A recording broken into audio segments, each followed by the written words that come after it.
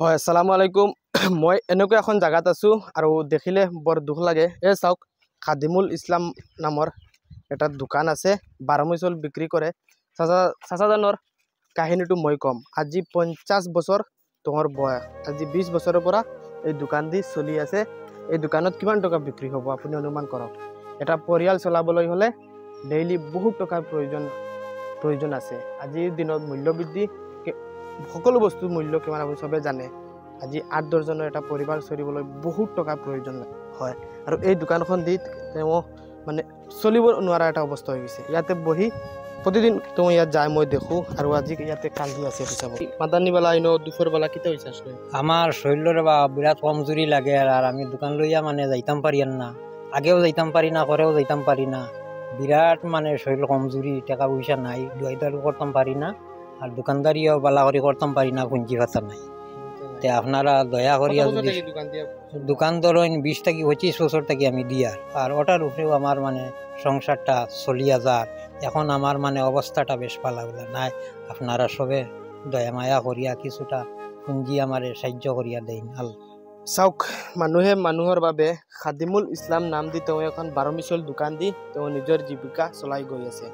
আজি 25 বছৰৰ পৰা তেওঁ কণ্টিনিউ এনেদৰে অনবৰত নিজৰ দোকানখন দি গৈছে।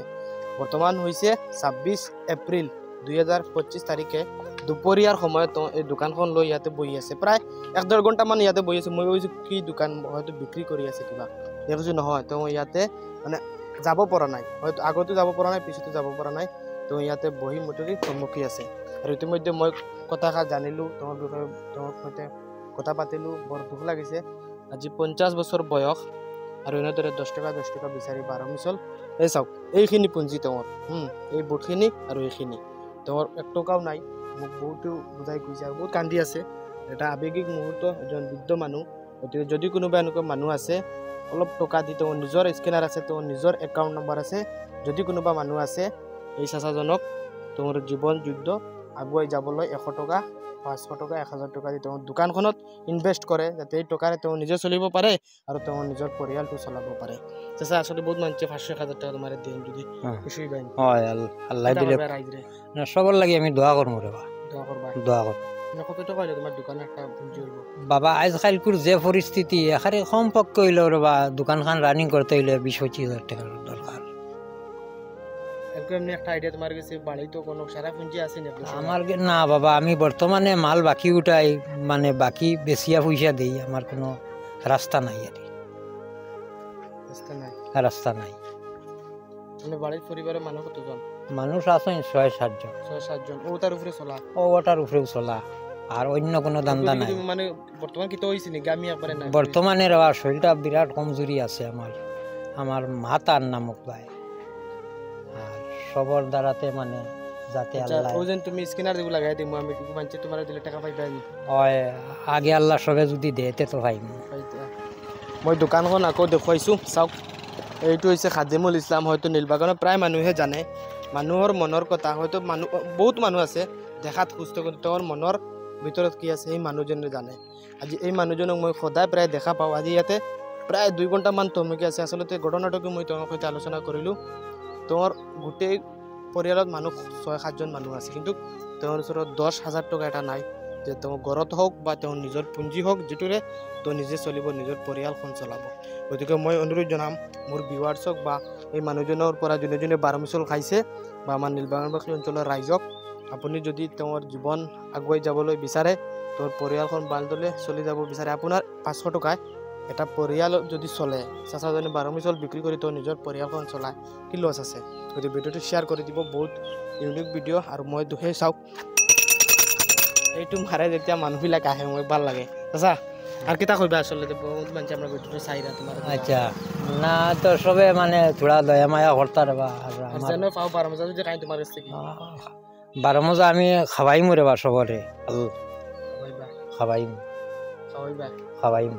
এই তো বহুত মানুষ আছে তোমার 12 মজা খাইতে খাও দিন আমি দেখছি। ইলাও আসুন, ইলাও আসুন, খেয়েও দেয় না। এখন তার লাগি তো আর জবরদস্তি করবার মতন তেব মানে দেই আরি। ঠিক আছে, মই ইফালে আহক দোকানখন চাওক। এইখন হৈছে তেওঁৰ দোকান পুঞ্জি, আৰু অৱশেষত তেওঁ নোৱাৰা হৈছে গতিকে আমি মানুহজন ভালদৰে এইফালে যাওক চাচা এই ঘণ্টিটো অলপ মাৰি দিয়ক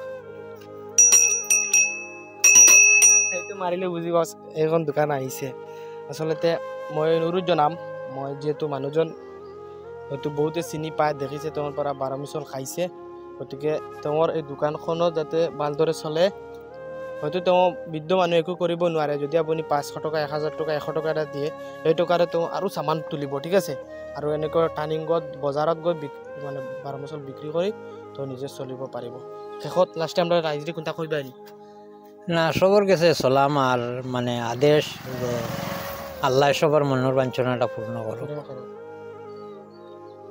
তুমি মানে বাবনি বলি কেউ দিই না যদি তুমি কিলা চলবা মানে একটা আইডিয়া এখন মানে মানুষের তো মানুষ প্রতি একটা মায়া মহব্বত আছে না আর আগে আল্লাহ মানে সবেও মানে দয়া মায়া মানে বিপদ হলে সবেও দয়া মায়া করে আল্লাহর হুকুমে তোমার ওলা করবা করবা আশা আছে ভিডিওটা মানে খাস করে তুমি নিজে বানানি লাইছো আমি নিজেও বানানি লাইছি কোনো সমস্যা নাই কোনো সমস্যা নাই ইস বৰ দুখ লাগিছে কিয়নো আমিও তেনেকুৱা আৰ্থিকভাৱে সবল নহয় যে আমি চাচাক এনেকুৱা সহায় কৰিম মানুহে মানুহৰ বাবে আপুনি যদি বিচাৰে ইচ্ছা কৰে তেনেহ'লে এই চাচাজনক 500 টকা এটা দিব তো নিজৰ একাউণ্টে এইটো চাওক স্ক্ৰীনাৰ এইটো লগাই দিছোঁ ঠিক আছে এইটো স্ক্ৰীনশ্বট মাৰিও দিব পাৰে মই লাগিলে কিউআৰ লগাই দিম আপোনালোকে যিমান পাৰে এই মানুহজনক চাচাজনক আপোনাৰ নামটো কি মোহাম্মদ ফিৰোজ আলী চাচাক 100 টকা এটা দিয়ক